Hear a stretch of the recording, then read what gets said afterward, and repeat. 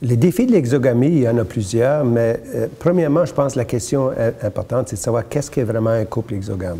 Un couple exogame, c'est un couple, deux langues, deux cultures. C'est une façon simple de le décrire.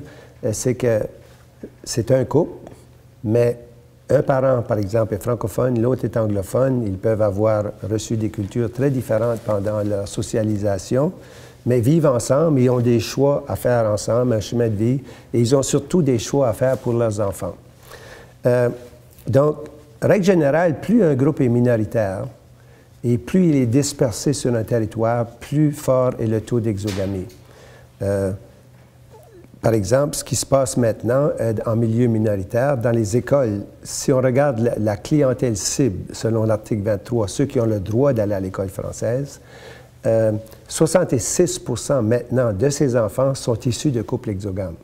Donc, la norme de l'école, ceux qui sont capables d'y aller, ce n'est plus des francophones, familles typiques, deux parents francophones, enfants francophones, c'est maintenant le couple exogame qui est la norme, pas le couple, mais la situation exogame qui est la norme pour la clientèle scolaire des écoles françaises.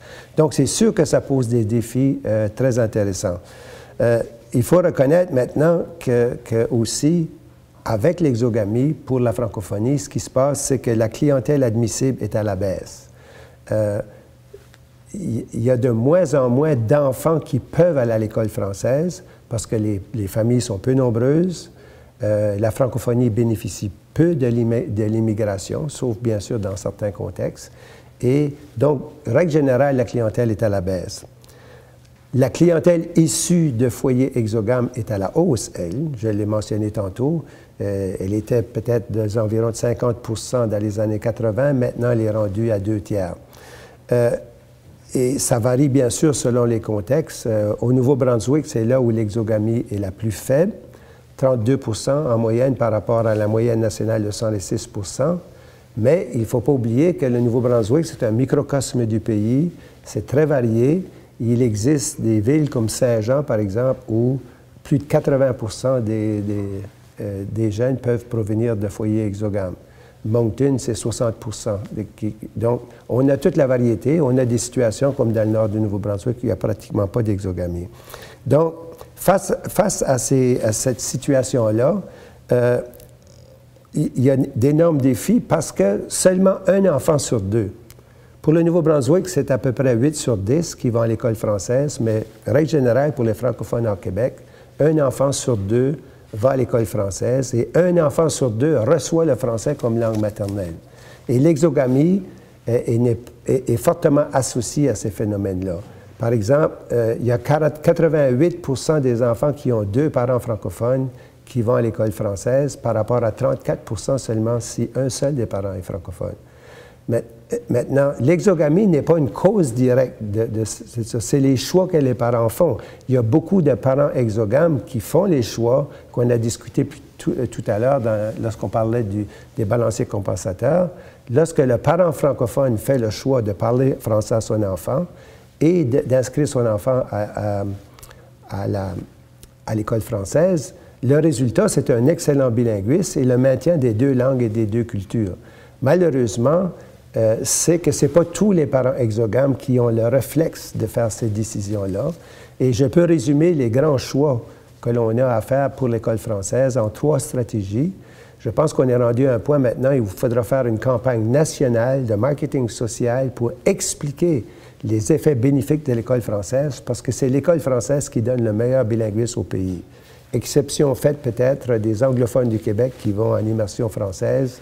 Ça serait une rivalité intéressante, mais à l'extérieur du Québec, c'est définitivement l'école française qui donne le meilleur bilinguisme, mais on soupçonne que beaucoup de parents ne savent pas. C'est évident qu'il y a un certain nombre de parents qui ont perdu les capacités de parler français à leur enfant. Même s'ils sont français de langue maternelle, ils n'ont pas été nécessairement socialisés en français.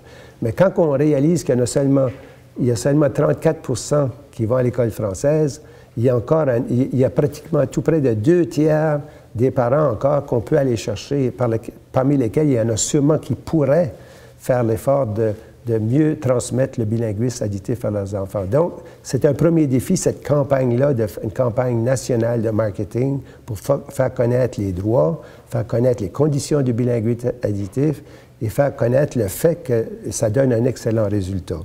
Le deuxième défi, c'est d'avoir des infrastructures à la petite enfance, des garderies, des centres de petite enfance et de la famille pour aider les parents exogames et aussi les autres parents à pouvoir inscrire leurs enfants dans des garderies francophones et pour qu'ils soient vraiment prêts pour l'école française. Et la troisième grande stratégie, c'est probablement c'est tout ce que ça appelle comme structure d'accueil. De plus en plus, le pays devient, comme on l'a vu, la structure, les enfants qui vont à l'école française sont de plus en plus issus d'exogamie. Et c'est aussi des clientèles de plus en plus multiculturelles avec l'immigration. Donc, c'est d'imaginer des structures d'accueil qui sont ouvertes à la diversité, mais en même temps qui restent affirmatives de la mission de l'école française. Donc, c'est ce défi-là maintenant que les communautés francophones ont, c'est de s'adapter aux nouvelles normes des écoles françaises qui sont, et puis aussi de pouvoir trouver des façons pour recruter le maximum de leur clientèle scolaire et ensuite de s'adapter à cette clientèle-là par des structures d'accueil et des pédagogies efficaces.